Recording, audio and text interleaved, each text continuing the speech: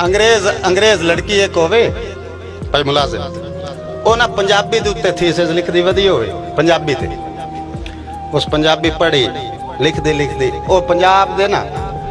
ਐਵੇਂ ਆਪਣੇ ਜਿਹੜਾ ਪਿੰਡੂ ਮਾਹੌਲ ਹੈ ਉਸੇ ਚ ਆ ਗਈ ਉਸ ਆਖਿਆ ਵੀ ਠੀਠ ਪੰਜਾਬੀ ਜਿਹੜੀ ਹੈ ਨਾ ਪਿਓਰ ਪੰਜਾਬੀ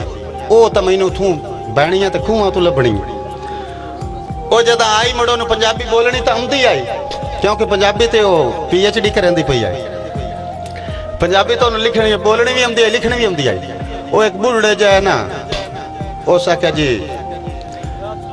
अस्सलाम वालेकुम वालेकुम हो सके जी मैं पंजाबी दे बारे जेड़े अल्फाज हैं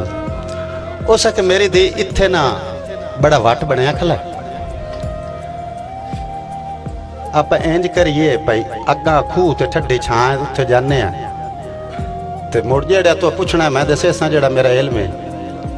हो सके जी वट बनया खला हो सके जी मौसम है बदरू दा ते इस वट बन जाता है तो उस आखे खूह ते जावना किदू उस आखे ऐसे वट ते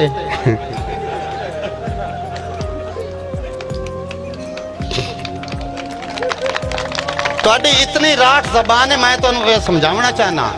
कि इत्थे तो वट जी टू तेरा की लगता अंग्रेजी चो सकड़ा कसन गाल मोक गई ना मलवे ना पुपेर ना काशा साडी जबान इतनी वसी है इस्तेमाल किया करो उस आखे ऐसे वट ते जावना है वाट ते टोर पाए ना एवं थोड़ा जा गेरे टूरे ना ते वो बंदा एक ना आई करेंदा खलाई आई है उस तो पूछा भी इनू की है उस आखे आंदे ना डेढ़ च वट पिया खला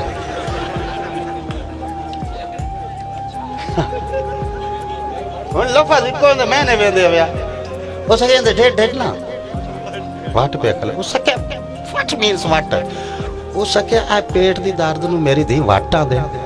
हो सके अगे बन्ने नू आंदे आ कदी बदरू नू आंदे इनू वट पिया कला खैर टोर पे हो सके जी ओ ना लिखदी आई ना सीखना ही वधी आई भाई वट बनना है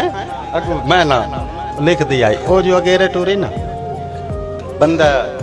ऐ खलोवे गदाइयां लेंदा ते ककू ऐ करेंदो सके एक ही करेंदो सके रस्सा वटेंदे खले वट रस्सा हो सके हाल एक रस्सा ठीक ओ अखेरी ना उस तंग पाएगी जेड़ी शायद वो तो वट ते के मैंने आने उस अखेरी उस के वट वट वट वट भैया वट की है ओ सका मैं भी वट के 61 हूं तेन लाग सोर जाती भाई मैं इंज वेला बना सीखना ही तो सीख अद्धी दिहाड़ लाई बाबे उन्हें वट ते ही रखा ये इतनी लंबी चौड़ी जबान है और पंजाबी होवन ते फखर किया करो एक ताड़ी मारो मैं तुम दौड़ सुन